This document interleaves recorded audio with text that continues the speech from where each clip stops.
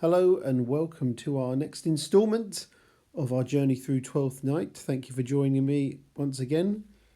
Don't forget, if this is your first video, it's probably unlikely, but if it's your first one of mine, it could be. Got loads of other videos you can have a look at as well. And where are we going now? We're going into Act 4, Scene 1. So let's make a start. Let's have a look. So we have Sebastian here, and he's now encountering Feste, and this is only a little short scene. Right, notably straight away, look at this. Will you make me believe that I am not sent for you? So again, it's about appearance versus reality and perceptions, isn't it? Straight away thematically with this, and again, Shakespeare starting midway through the conversation with medias res, again, as we've talked about. Go to, thou art a foolish fellow. Let me be clear of thee. So Sebastian dismissing him. Of course, Feste thinks that it's Cesario. Well held out in faith. No, I do not know you, nor I am not sent to you by my lady to bid you come speak with her, nor your name is not Master Cesario, nor this is not my nose neither. Nothing that is so is so. And that's a little ironic line there at the end again as well. But of course, dramatic irony because the audience know that it is Sebastian. Sebastian doesn't know about Cesario as a persona of Viola. Vent my folly somewhere else. Vent my folly. So nice use of an interrogative there to show the fool's dismissal of this phrase. He has heard that word of some great man and now applies it to a fool. So it's kind of ironically grand sounding language. So he's now using this to send a fool away. It's this is overblown.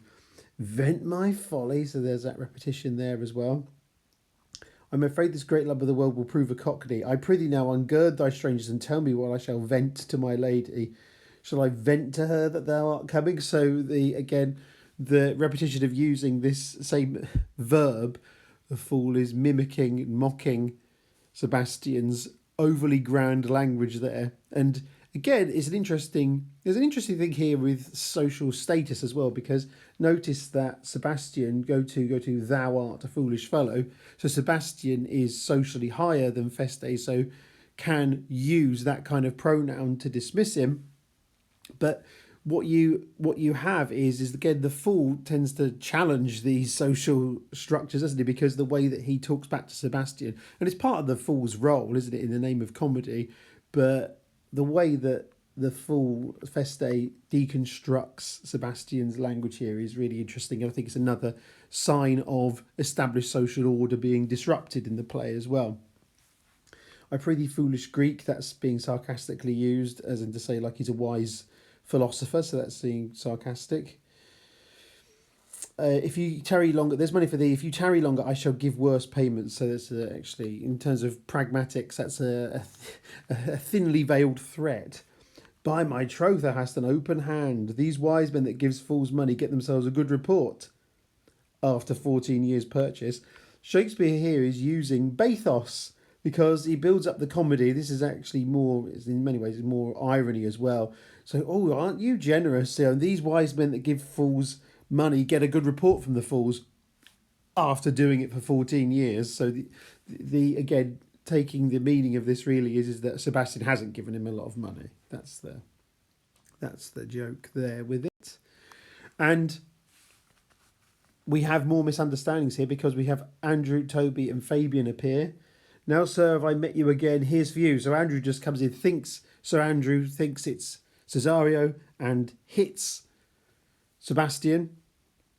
And of course, it's not Cesario this time. So Cesario, as Viola, obviously didn't want to fight Sir Andrew, but now Sir Andrew has actually encountered the real, well, not the real, well, it is the real Sebastian, but it actually encountered Sebastian, and Sebastian hits back, which Sir Andrew probably wasn't expecting. But again, dramatic irony for the audience here as well. Are all the people mad? Again, this is about perception, isn't it? There's no context. So like Malvolio's behaviour, there was no context to his behaviour, so it looked like madness. There's no context. We know the context, so we actually know they're not mad. We know no one's mad. We know the actual reason why it's happening. Reason why it, whatever that means. But we have, again, Sir Andrew, nay, let me alone. I'll go another way to work with him. I'll have an action of battery against him if there be any law in Illyria. So he has this other idea. So I could beat him maybe through the courts effectively, but this doesn't really work out because though I struck him first, yet it's no matter for that. So if it actually did go to a court setting, then Sir Andrew hit first, so he wouldn't win that case anyway. So it's just Shakespeare highlighting the character's ineptitude once more, effectively. So Toby decides he's going to have a go at who he thinks is Cesario, but actually Sebastian, and that doesn't go to anything. They're just about to fight. Olivia comes in. Now, of course, Olivia also thinks that Sebastian is Cesario, and Olivia gives out one of the best insults or pejoratives I've ever heard. Rudesby, be gone. That would be so good. Try and build that in. Next time you want to tell someone to go away, tell them Rudesby, be gone. I think it's a great one. I really love that. So Toby is attempting to brawl with who she thinks is the love of her life. Sebastian says, what relishes in this? How runs the stream? Or am I mad? Or else this is a dream. Let fancy still my sense in lethe steep. If it be thus to dream, still let me sleep. So this is good for exploring ideas about fantasy versus reality. How runs the stream? You know, this whole bit: stream, dream, steep, and sleep. And lethe, you might know, is the river in Hades where people in the afterlife would drink from it in Greek mythology, and then you forget your past life. So this is very dreamlike. It's a great one for exploring ideas about perception. Olivia, obviously, she's been desperate to get together with Cesario. Nay, come, I prithee, wouldst thou be ruled by me? Sebastian, madam, I will. So Sebastian seems to have fallen in love with Olivia very quickly, but of course, Olivia is delighted. Oh, say so, and so be.